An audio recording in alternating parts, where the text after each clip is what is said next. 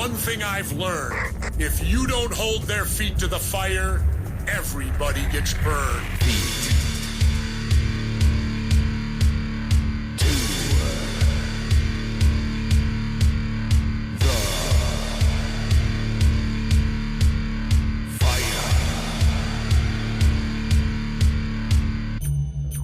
Hold on. Before you start waving around that freedom of speech thing, when you're in a crowded movie theater and you scream fire, you better be able to smell smoke. You come on this radio show and you start saying incandescent things like that, you better have more behind you, pal, than just your thumb.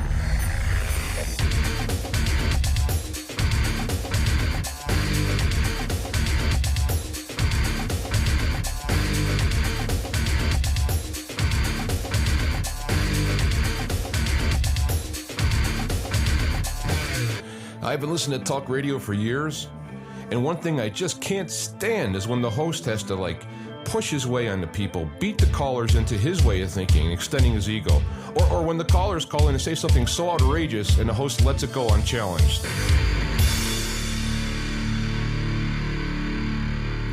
The sign you're on the road to truth is the lack of contradiction.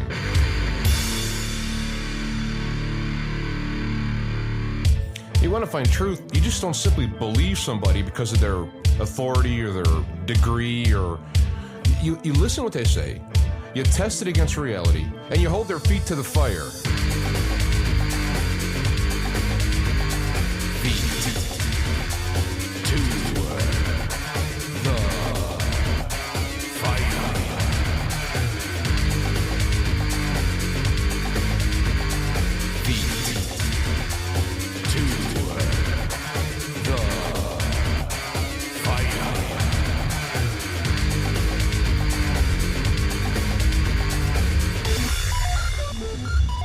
All right, we're back and we're live. Feet to the fire.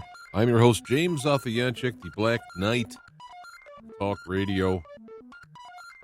A lot of stuff going on in the world, and as I started talking last week, I just can't keep going over this stuff. There's a million people talking about it. It's obvious. If you follow on Facebook, I write the stuff, the news items, commentaries on them. I could do it. I can do it, duplicate it, I should say, here as well.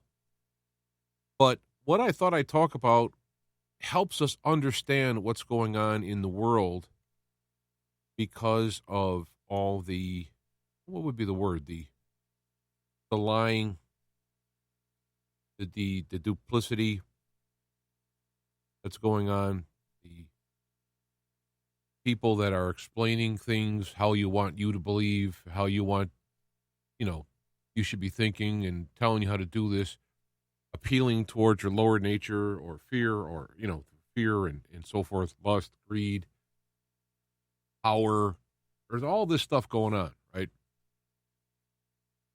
But I thought I would do something that I think might be more beneficial in applying the things. Is how do you talk about knowing God? That sounds like perhaps even boring or self-indulgent and all that, but the idea is trying to understand your surroundings. So I don't know how to phrase it. Knowing infinity, knowing God, fathoming the unfathomable, to have a widening of perceptions, to understand more.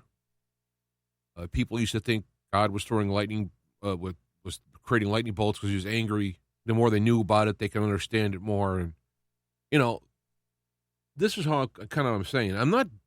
What I'm saying, one of the things that bothers me is the justification of evil. There's no justification for it. There's ignorance and there's depravity. I'm doing it because I'm dumb. I'm doing it because I want to. It basically describes evil. And it's just no excuse for it. There's consequences for doing it. So that's not my point either. But I wrote this down, and let's see if this can help, and then I'll get into this. God can only be known by the image cast within our points of reference. Therefore, we can only know God to the extent of our understanding. And as our understanding grows, so does our points of reference, casting a more accurate image of God. But is that first image wrong? It introduces us to the wider concept of no yes or yes no. We need to grow in perception and understanding to know God and thus gain understanding. Now take God in there and put anything in there. It's infinite. I mean, the universe. For all practicality to us, if we're in our space-time, our 100-year lifespan or whatever, and our corner of the universe is infinite for all practical purposes. Now, while it isn't infinite, because infinity is infinitely bigger than that, we are going to, our brains explode. We start going too deep into it. But again, everything is going to be analogs or metaphors to explain the unexplainable. The bigger you get, like you look at an atom, you can see the principles in the solar system, or in the universe, or not the universe, the galaxy, and perhaps the universe.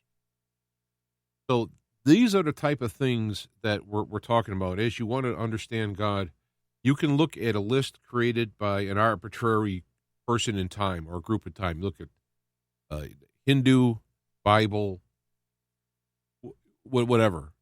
You can pick someone who has put down references, be it inspired by God itself, I guess. Being inspired by that, it still has to be pared down to our ability to perceive it. If God were to speak in some complete unknown language that explains something purposely, but we have no idea what it means, what good is it? We'd have to raise our understanding of that language to be able to understand what it means. And in this essence, that's what I'm saying we need to do. So when we look at any given incident anywhere, and we try to analyze it, discover what it is, it's only going to be as good as our knowledge base and perception, or our bias, or our limits to it. You can also, you can make anything good. You can say, oh, that's all fine. And you know what my point is? My point is, so I've developed a method over the years to try and understand God, universe, things. People say, what's the purpose of life? Well, people have been talking about that for millennia. And I think there's multiple purposes, but I think for humans, I've figured out kind of what we should do. Now, there's a million ways or infinite ways of actually doing that, whether you're a baseball player or a surgeon or, an architect, bricklayer, any person, any way is going to be following the same principles by doing completely unrelated methods of going through life. This is why no one is better than anyone, or in the scope of infinity, no one is closer to knowing it all than anyone, because while the relative comparisons one to another, someone may have 150 IQ, someone have 95. Well, that person is a third smarter than the other person. But when you talk about infinite knowledge and infinite intelligence, those differences are minuscule. It's like someone when you're a kid, you're going to school, someone who was 1 or 2 grades older than you was like a lifetime away. They don't, they're not going to hang out with you. You're not going to know the same things. And then, when you're 70 and 72, it doesn't matter.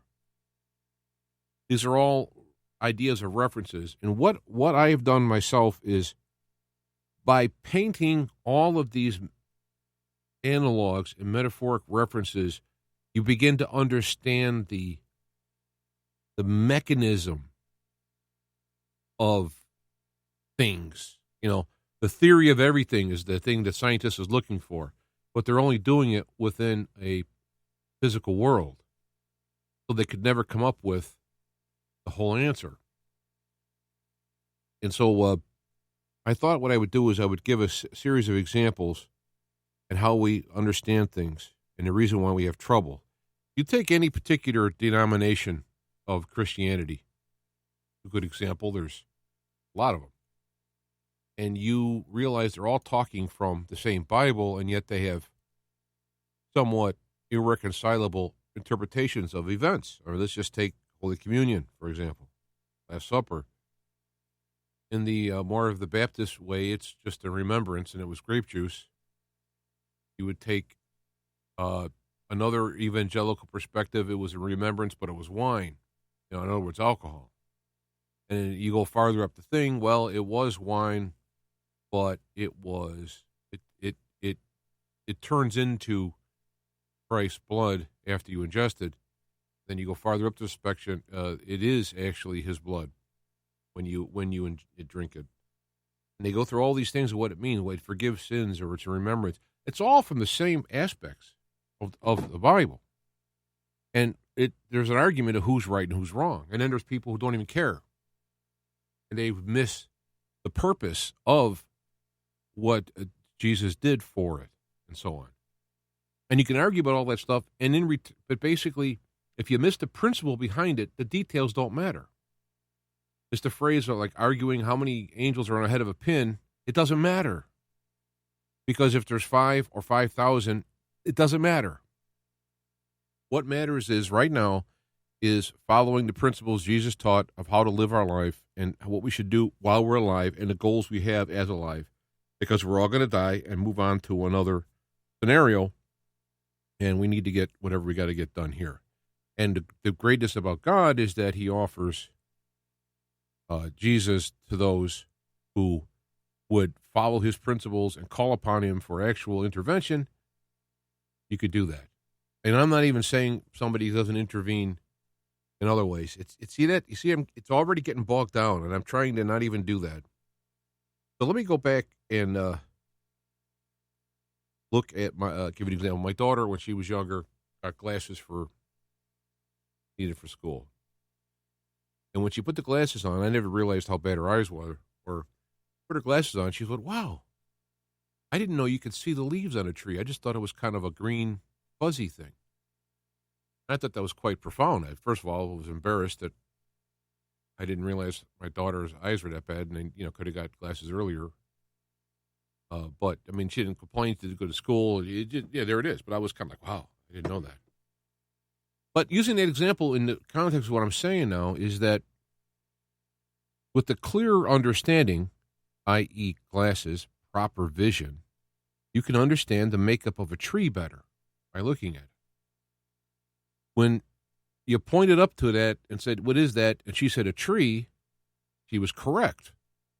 But her understanding of a tree from a distance was incorrect or less correct. Let me put it that way. This is where you get the no yes.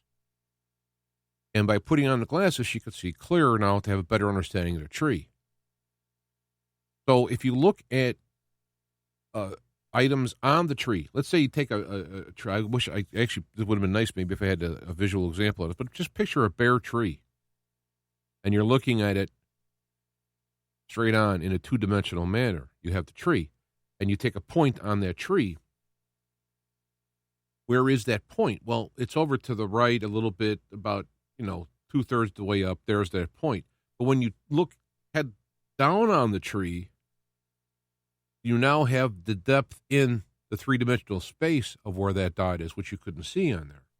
Again, more perspective, more accuracy. And since we're dealing with God who is infinite, we have to understand we are finite, both in our time on earth and our ability to understand.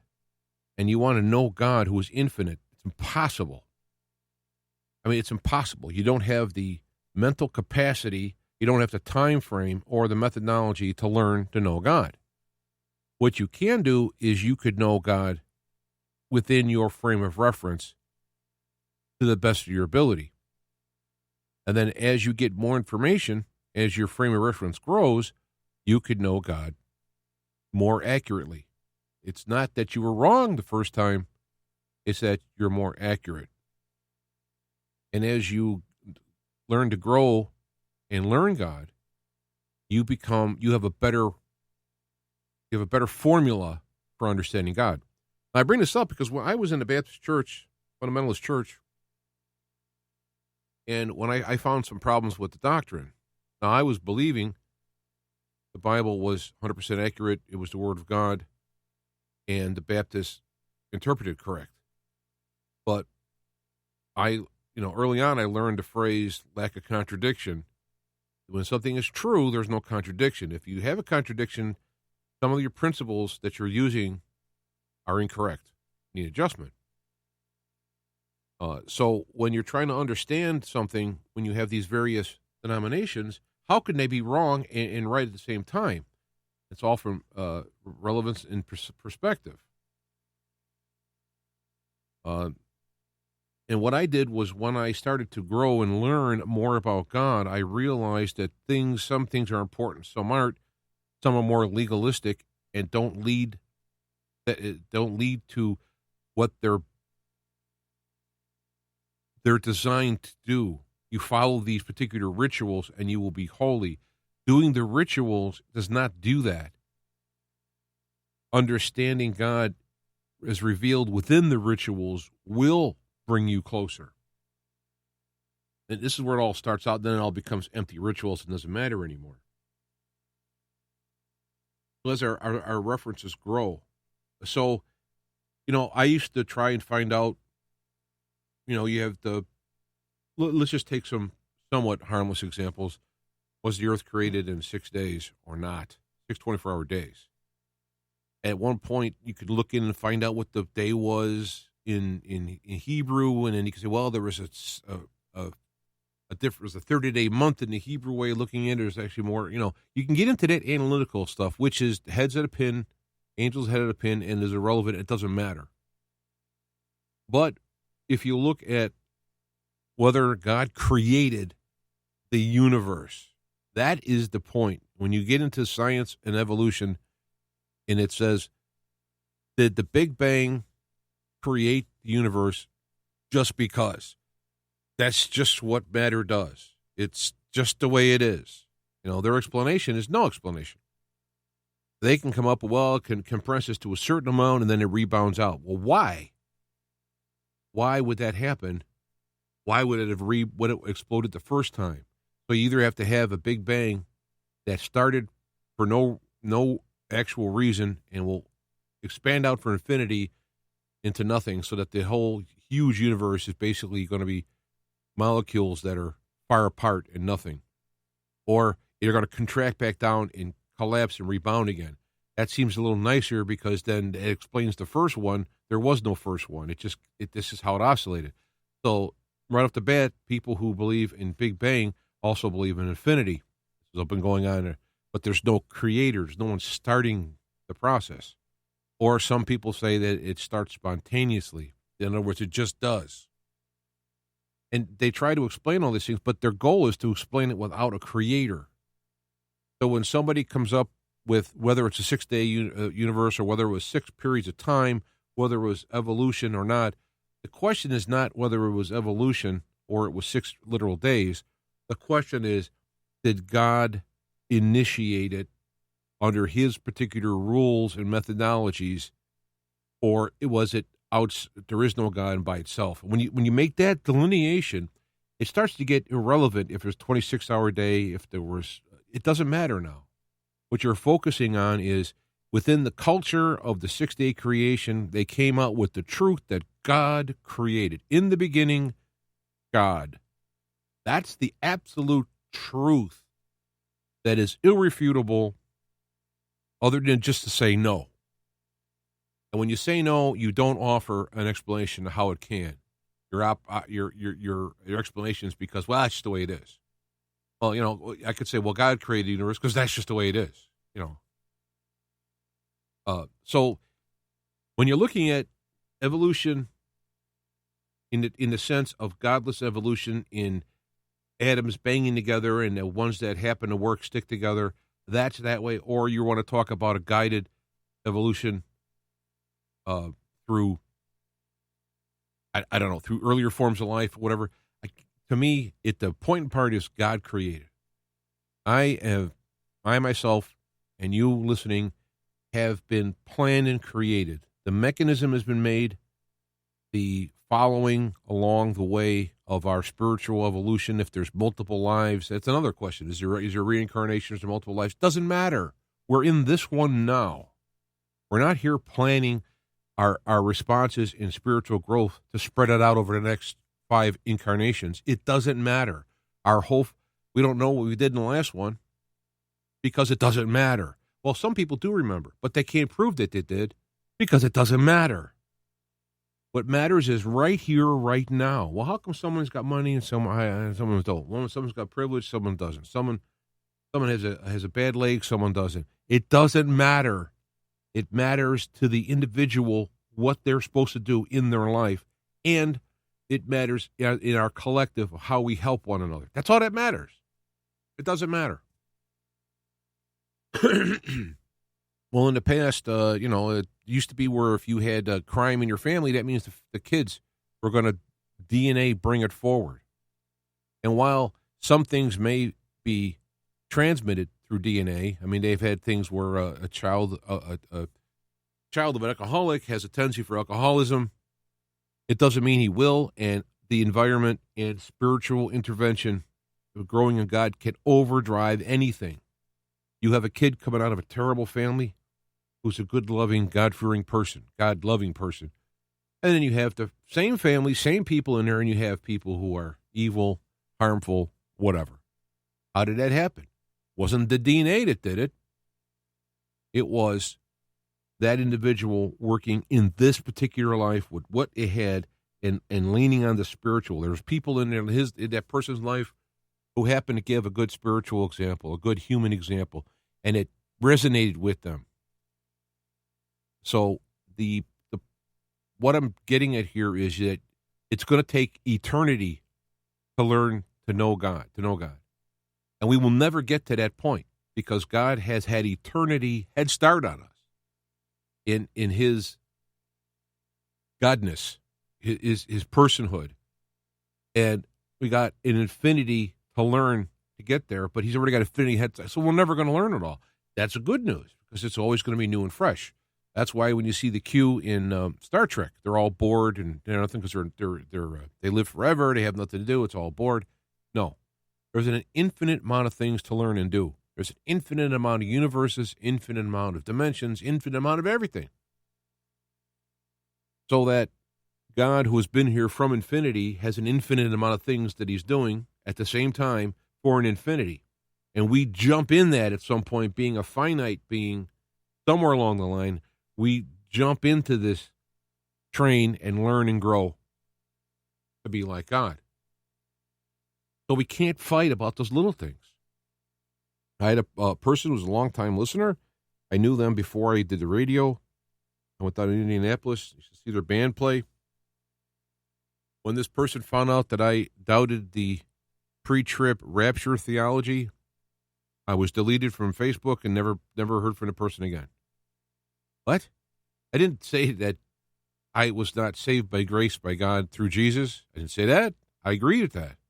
But it was because of that particular eschatological ideology or doctrine. I said, I'm out of here, can't talk to you. And to me, what happens is when people get locked into their system like that, they have a worldview and they get locked into it, what will eventually happen is you will be crushed by your own walls because you have to constantly redefine them to be more real and more understanding. There are absolutes, and there are certain things that just the way it is. So it's not that it doesn't mean everything's relative. It means the understanding of the depth of it. And people may plateau in their own mind, their own ability to understand.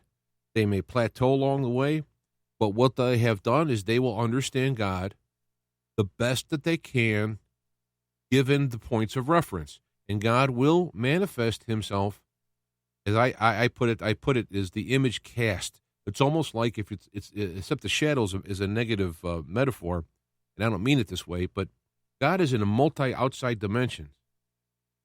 And the best way to describe it is if you look at a three-dimensional cube, right, and you shine a light on it onto a two-dimensional surface, like your table or desk, you will see the shadow of that three-dimensional cube on a two-dimensional surface, and you can see it and understand it. Now, you understand why the shape looks like it does in 2 dimensions, because you're standing there holding a three-dimensional cube. You go like, oh, I see. This is why it looks like this, and if I turn it a little bit, it looks a little different. I turn a little bit, but the cube is the same, and yet the reflection of it is different in the 2-dimensional surface. This is what it's like with God. God being infinite, now he's infinite dimensional, infinite everything, being reflected into a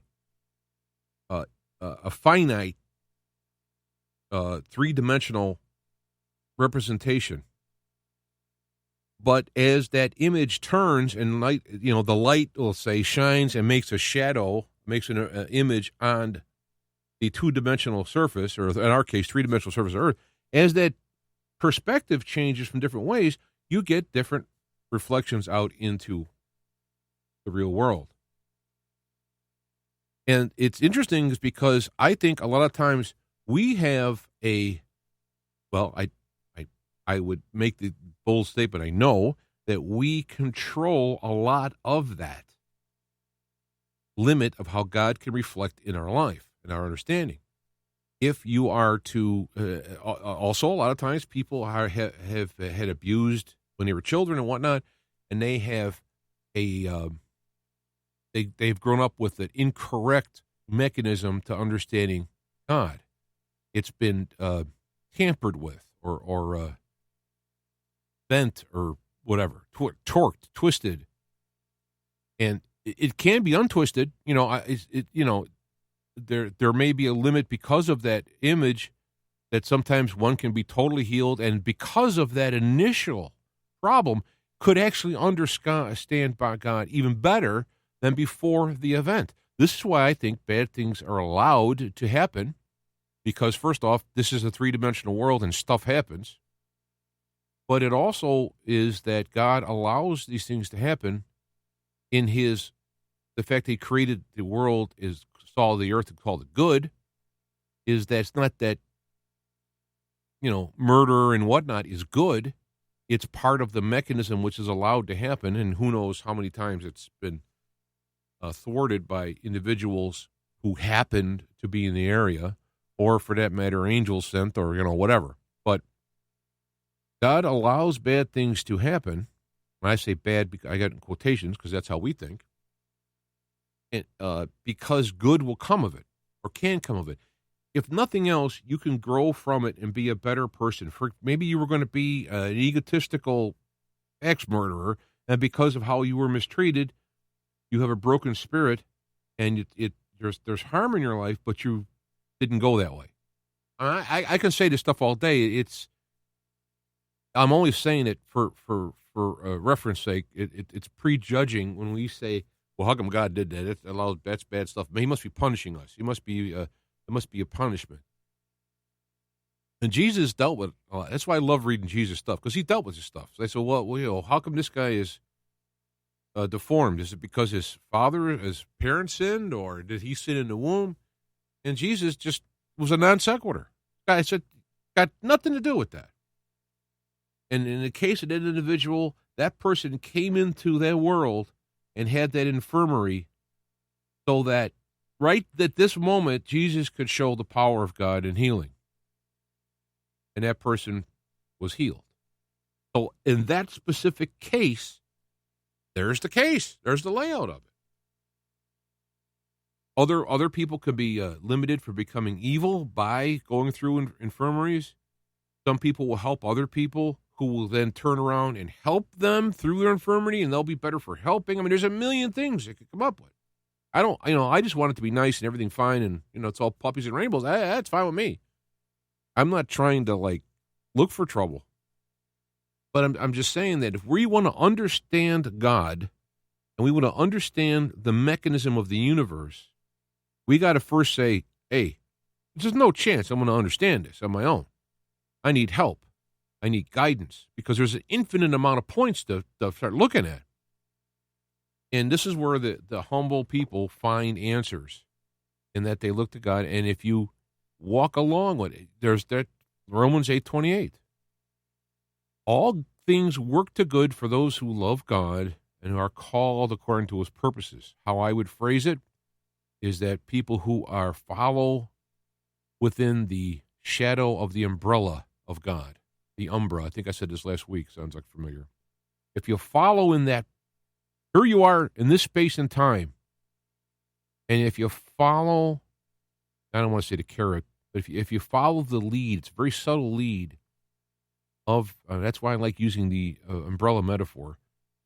You start to get wet in the rain, okay, wait a minute, I gotta move because I haven't followed the process. And even that getting rain will work good because now you've realized you haven't been following. All things work for good for those who love God, or those who go along with the plan. And it's a personal plan and it's a collective plan. So in our own personal lives, we have things to do. And as a human being, which could be as a family member, as a town member, as a country member, as a church member, or as a musicians group member, whatever you belong to, the groups along the way, there's a responsibility in that association, but it all boils down to the bottom is your own personal association. So if you want to know, why is this stuff going on in the world, or why is this stuff, you can use your intellectual mind, or you can read the writings of other people, and you can come up with let's call it an artificial bridge, or a artificial meaning, a construction that explains some of the points, and some will explain more points than others. And so I'll pick the one that A, either explains the most points, or B, causes me the least amount of trouble in trying to explain the most amount of points. And it could work. You can get through life. I mean, I'm not criticizing that. I'm saying that the best way to do it is to allow God to lead you. In order to do that, you got to keep your mind aware. You got to be open, looking around, looking for clues. God wants to have a relationship with you, which is fun. He knows you got to come. All right, we got to come through here. We got to do stuff. It's a 3D world. People die, get hurt. Animals die to be eaten. Plants die. Trees get cut down to make houses. I mean, it's not it's a problematic system. It's that limitations in there is there for a reason. You understand the cost of other people in order for your survival or comfort. It's just the way it is. That's the given here. We're told that the next level up on the positive side is that you won't have to do these things. You won't have to eat to survive. You'll live in spiritual energy. So now you don't have to worry about that kind of stuff. Or, there's glimpses as we don't know what the next one's going to be. How do you know it's going to be like? Well, the Bible says it's going to be heaven's going to be a jeweled streets and gold and all that. I don't take that like that's what it means. It means at that time, that person was trying to envision. They're getting this vision of heaven, and they're coming down through their ability to understand and perceive what that would be. And in their mind, that would be the most beautiful thing. So does that mean heaven doesn't have streets of jewels? It doesn't matter. I'm not going to, yes, it does. It doesn't. It doesn't matter. But that individual, when they passed into heaven, maybe that's what they saw. Because, again, heaven is beyond our comprehension in this point. We only can comprehend things to the point in which we have a reference, which is why people say, well, how can evil work? I mean, don't they realize that God wins in the end and all this stuff, God's ultimate power? How does Satan think he can beat God, or devil, Lucifer, whatever? I kind of use him as a generic term. How could they possibly think that? This is God. He created the universe. How could they possibly think that? Well, in their points of reference, in their minds, they have come up with a system that this is what they think. And when stuff happens that underlines what they see, they are encouraged.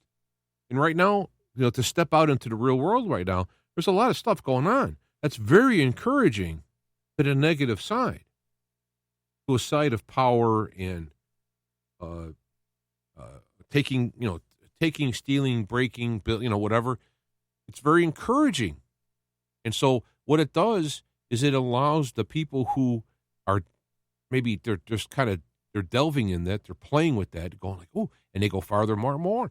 I think what's happening in this time right now, to jump out of my generic talk into a reality, is that right now, and I've mentioned this other times, is this is the time of revealing.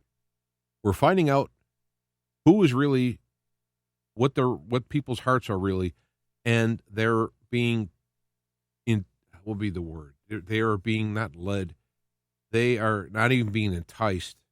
The dark side could entice, but they are being allowed to pursue what they would like with less apparent, at least on the negative side, it's getting easier to be worse with less cost, and on the light side, it's harder to do better without being punished. There's like this. This is where I think the dark side's involved in this. It's making it easier to be bad and harder to be good. Now, why does God allow it to happen? Again, I'm not God, but using my understanding of God, with using the principles that I've done for several years, I guess decades, is that this is, one might call it a test, but this is a confirmation of what do you really want for your future?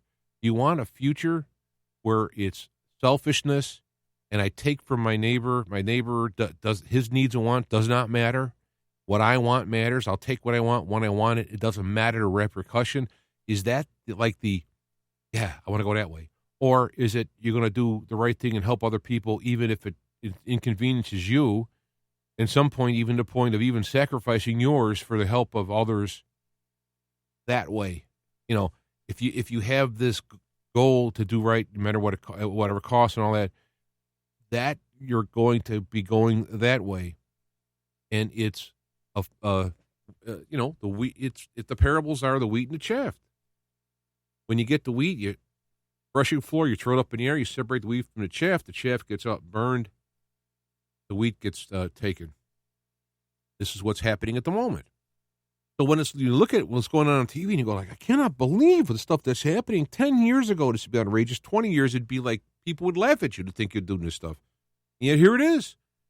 There's places in major cities where they've just taken over city blocks that are staying there, and the government is letting them. In city government, what? That's crazy. That's incredible. I was talking to somebody back about Mayor Daley in Chicago in the 60s when they were rioting. Now, he's a Democrat and very corrupt Democrat, and called the machine for nothing. And yet back then, the people were rioting and all that. He's like, no, you got looters, shoot to kill. They got famous press that's recorded him saying it because it was unheard of. It might have been like, hey, not in my city, but at least that attitude benefited the people around. Now it doesn't matter. And you're looking, what? I can't believe. Well, what are we learning from this? Let's stop that. Look at that picture. We're learning that people are gleefully, more excitedly, and deeply running out and doing worse. And they're being excited by it. You have the people who have sworn leadership are letting us know that they have a different agenda. I don't want to serve and protect the people. I want to have the police stand down because I want to try and overthrow the country. As ideologically as much as possible. Well, now we see that. You could have guessed, maybe you would have read that into the person and say, well, they're actually a liberal, so then they don't care. You could read this stuff into different people. But when the old saying, when the rubber hits the road, now you find out which way you go. We're finding out which way you go. And also going to find out were people Christians because it was a Christian America, that it was convenient to do so. And so now it's a little harder to do so. Now you can get beat up if you have Christian points. If you're in a particular, if you're a Trump person or a conservative or whatever, you can get beat up for that. No. So are you really that way, or was it like a club or fun? Well, people around the world can tell you what it's like to be persecuted as Christians, sold for slaves and all that. That's nothing new around the world. It's new here to be persecuted to this point. And so it's kind of like our test. Excuse me. Will you be Christian when it's not convenient to be Christian? Look what happened when they shut down all the churches. Boom, they were shut down. Now, I'm not trying to be hard on it because everyone was blindsided, but it's COVID thing. And so now we know it was overblown, overused, lied, and ridiculous. Real disease. Real people really get sick. Some people get sick, no big deal. Some people get really bad. But it was used and abused to shut down the economy and start to train people like little domesticated animals to put on their masks and walk down the aisle this way and don't come in that way. They tried to shut down gun stores saying it wasn't essential. Luckily, that didn't fly. And now, right now, look what's happening now. Let's just think about this COVID thing. They shut down people. They knocked down the economy, put people out of work. They started paying people to stay home. So now people are going out and protesting and rioting and getting paid to do so. And then and so they'll just do it again until the next day. You've put into, and now you've kowtowed part of the population. I mean, there's people out there. I just uploaded a picture to Facebook that I saw where there's a store whose whole goal is these COVID-19 essentials. They sell masks. They sell all this stuff. That's their goal. So this is the kind of stuff we're going into. And if you want to read stuff of Matthew 24, I think it is, and you want to get into parts of Revelation where it talks about how bad it gets for people who are Christians, you have to be prepared. Right now, we're seeing what's going on with the vaccines and whatnot, how they're throwing them together. There's 100 people trying to come up with a vaccine. 100. There's viruses that have not had a vaccine in 30 years. I mean, SARS is a corona-type virus. So is AIDS. AIDS, as they say, is a corona-type virus. Still no vaccine. But yet they're going to come up with one. And guess what? It's going to have boosters every year. There's an economic agenda here, and it opens up a whole thing with contact tracing and perhaps chips and cards or whatever. There's a whole monitoring the population and then also punishing the population by not complying that come along with it. It's a whole bowl of wax in it. And it's going to be, what are you going to do? Are you going to go along with it? Or are you going to say no? And why are you going to say no? Or why are you going to say yes?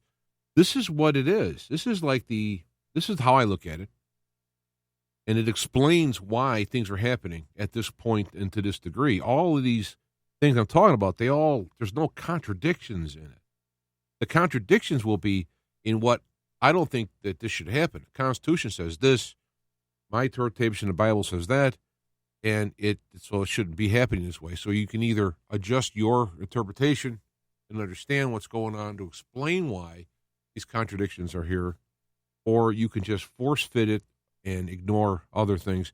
Now you set yourself up for cognitive dissonance, so that when you get far enough away from the reality will eventually crash into you, and that's where it gets really bad. We saw a crash when they had people thinking that Donald Trump was, Satan incarnate, and that it was absolutely for sure he was going to lose. And then when he won, people just freaking out. People made fun of him, called them the snowflakes and whatnot. But look what's happening now. If I can use the term, our term is happening now. You have these riots going on. They're destroying this. The police are being told to stand down. The police are being charged with murder for shooting someone who tried to shoot at them. It's got to the point, and the police are going to be like, hey, screw this. I'm not going to come to work. And that's the point. And I said this months ago, they have to break the police from the people, and they have to break the military from the people, because if the people and the police and the military are all united, like under Trump, or at least that conservative area, you can't beat them. They got the biggest guns. Now look what's happening. The people who are protesting and cordoning off places in Seattle, and the mainstream media saying it's like a big block party. Oh, they just stole this land, and it's a big block party. Other people taking videos and getting in there saying people are being extorted, they're being assaulted, raped. There's weapons being brought in. That's all ignored by the other side. So now there's people going, well, heck, if the government doesn't come in and help them, now there's supposedly July 4th, bikers for Trump or something. I just heard this. I haven't verified this. Are supposed to drive there to take it back. Well, that's just what the dark side wants. They want to fight between the. So what'll happen is they show up, then the police will show up, and then I'll be fighting against the Trump biker types. At least that would be the plan. So it's definitely a tough time, but it becomes easier when your principles are based on the solid parts of understanding of God and the principles. Back to the tree again. As you go up the tree, you have to make decisions, this branch or that branch. And what happens sometimes is you don't have enough information. So you can either wait and look around and wait to see if more information comes, or pick a branch and see what happens. And so the problem is that when you do that, you can be really far out away from the right choice, and you can't cross over the tree because the branches are too thin. You have to cycle right back, or perhaps that tree branch breaks, you fall out. All these things could happen when making the wrong choices. But the idea is you want to stay as close as you can and be in a position of strength and understanding so that when more information can come, you're ready to move. Ready to move forward. Example of some people that I know, they never had a gun, they never wanted guns, and I was in that crowd. But I woke up one day and realized that, I just got this kind of hankering that things are going to be needed on this. So now, because of what's happening, a lot of those people are wanting to buy guns, and they're right. I understand it, but they're having a harder time because there's a backlog for the permits in Illinois, for example. And again, it's no criticism on them. They are waiting for more information to make the right point of the tree. But by choosing not to have the gun, you've started going down the gunless branch. Now you got to come back and over. And I this is not even saying that, I'm not saying go out and get guns. That's not my point. The point is that, stored food would be another one. You should be storing up food. You got to be thinking about electricity, because electricity won't go out. Well, look what's going on. I'm looking forward. I am looking forward, meaning I'm trying to look ahead in the chess game. And what can go wrong is power and cell phones go off. This would be, you just imagine you have no power in your house and your cell phone doesn't work, and you're supposed to do what? Power goes out. Will there be ATMs?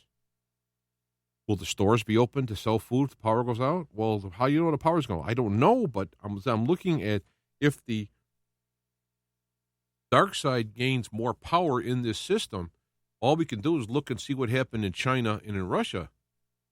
Like Mao Zedong's Cultural Revolution, they went around having kids shooting their parents, patting them on the back.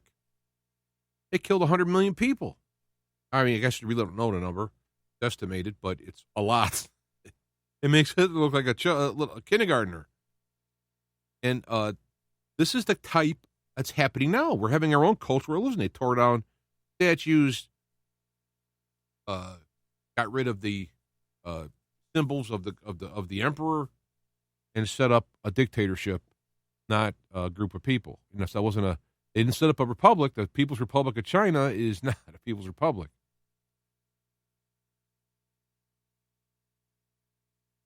So it all boils down to if you know God by allowing God to manifest in your life to the extent of your understanding and how much you can understand it.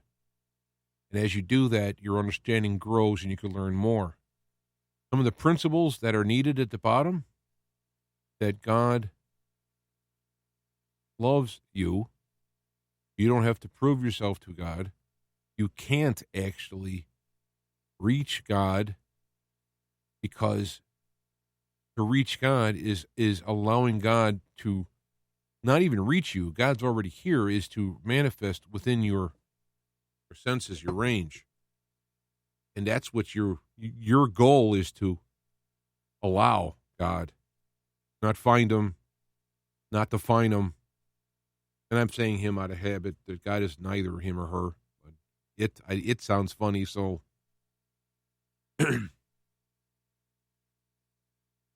and we're put in a place now where some people who may be behind the ball a little bit on that have a lot of catching up to do, of knowing God, having a faith, and being able to kind of not attach yourself to material. What if you have to leave your house to save yourself in an event, but you don't want to, and you're going to lose your stuff, it might burn down. This is why Jesus talked about when tribulation comes, pray it doesn't happen in winter. And when you see the abomination of desolation, I talked about that a few weeks ago, you see that stuff happening, leave. Don't go back in the house from the top of your roof. If you're working on your roof, just leave. Don't go back in and get your stuff, because it's going to be desperate. You have to renounce your material stuff and cling to the spiritual relationship of God, which will protect. God feeds the birds are fed, the flowers grow. They don't do anything, and yet God takes care of them. And how more important you are than birds or flowers. And this is the kind of mentality you have to have. And I'm saying this stuff, and I'm sitting there going like, oh, yeah, no problem. I would just get up and leave. And this is where we're not going to know what to do in our own self, or we're going to go to a routine that we've built up, which may or may not help us. It may send us into an alternative ending that will terminate our life, whereas by following the spiritual leading at that time will get you through it. And I'm only saying this because this is the time frame we're in now. We're going to have very important decisions to make very quickly with very little information, and we really should have our internal barometer working. Now, I've prayed to God many times. I'm a stonehead. And I've prayed to God that, please, I want to know what your suggestions are, what this is. You could I give you permission to break my legs if you have to get my attention, but I'm also counting on your incredible ability to get my attention without breaking my legs. But if you got to break my legs, I understand I could be a stonehead not realizing it. And by revisiting those things, you will get the information you need. Now, there's people who are prepping, or you're buying food, they've got bug out bags. I'm not saying that's bad. That's good. I'm not saying not to do that. I'm just saying that you could have a scenario where someone's got their own bunker, they got 10 years worth of food, they got their own huge water tanks, they're stealth, no one can find them. They go into the bunker during mass riots, whatever, and as they trip over in there and they break their leg, and they can't set it right, to get gangrene and die. Now, I know this is made like a movie, right? But I'm just saying that you could plan all the plans you want for yourself and fail if you don't have the humility to follow the spiritual lead. And I'm not saying don't plan for yourself. I'll be fine. Just sit out there singing Kumbaya, and everything will be fine. Food will come out of the sky, and you'll be protected by a bubble. That's not what I'm saying. It's people who are not liking what I'm saying about something because it affects what they're doing. It's going, oh, yeah, well, then what? Just don't do nothing? No, it's not. You have to. There's a saying that I'm sure someone has said this before. It's very simple. Do the best you can and trust in God.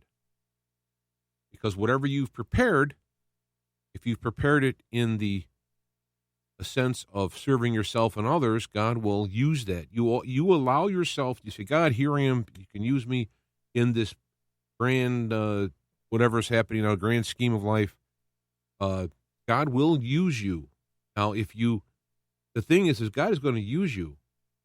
How he uses you is really up to you. Because you could be used as a bad example by your own bad choices. God's still going to use you. and I don't mean use you in an abusive sense. It's like, I'm going to use that. Here is an example. I'm going to have this example that they chose to do. I'm going to use that and put that in my teaching curriculum of what not to do. You didn't have to do it, but, and then people who have done really good things and really turned around from evil and did all stuff, they're going to be used as examples too. Only that's going to be a more positive example. So God is going to use you as an example. It's up to you what type. So that's a little saying I came up with. So this is why if we have trusted our vision of God based on a particular denomination or religion, I'm not saying it's bad. I'm just saying it's incomplete. And if they say, no, it isn't, it's like God is infinite, God, infinite universe, and all this stuff. If he's not, then he's the person, the being that you're making him, and he sits in this thing for eternity. It's like you got to give God credit. You got to give God credit to be infinite. He's infinity wide, infinite options. You got to give him credit. I mean, he's God. I'm not going to define God. I'm going to let God define himself, and God does. You can find the principles in nature, and you can find the limits and the problems with nature that are to be overcome, dealt with, and looked to have to disappear in the next scenario. Just take a look at my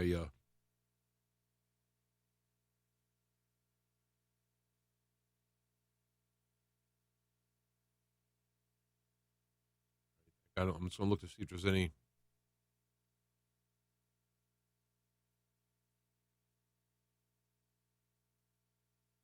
And I'd also recommend, I'm looking at this, there's a lot of people making fun of Biden and other people. They make fun of Trump. I don't think it's okay to make fun of the people. I don't know. I just have a problem. Joe Biden obviously has mental issues or older issues and all that. To make fun of him, I don't even like with the Slow Joe and all this stuff. I just don't like that. It's to me, it's karmically draining to do that route. I can't.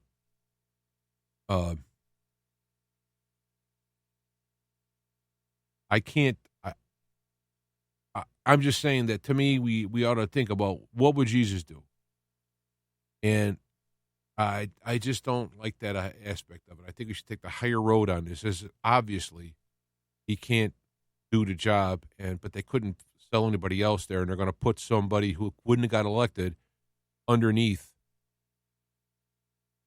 to.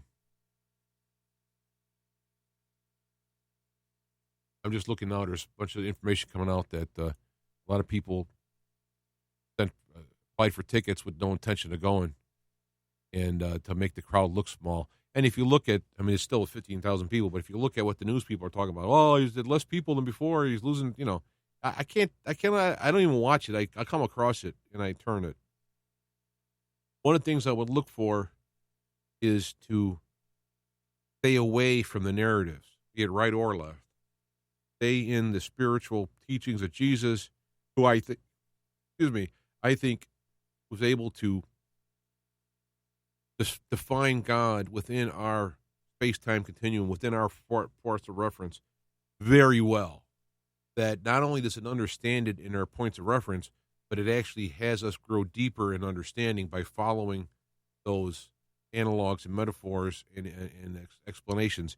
It actually widens our understanding. That's why I'm so much on his stuff. All right, I think I'll just let it go because I'm going to looking around.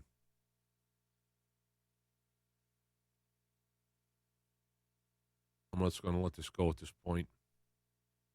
Also, I heard from Richard Miller. Apparently, there's a lot of attacking going on him. I'm going to see maybe if I can have him on next week. He'd talk about it, see what he wants to say about it. But he's got a lot of trouble. He had was putting together a school, like a university, let's say online university, to learn stuff, and they've been screwing with him on that.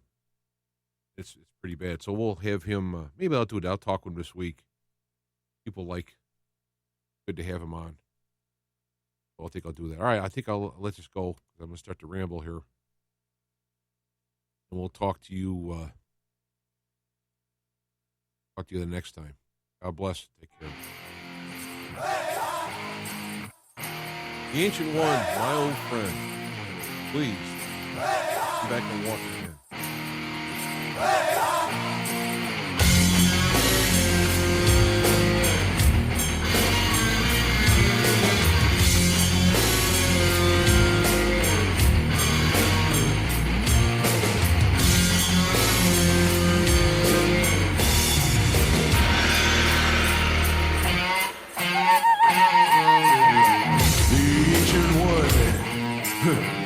Oh, my old friend, the one who walked before, the one who walked again, the ancient one of old, with wisdom for the new. Revive our inner sight, retell your timeless truths. Oh, ancient one.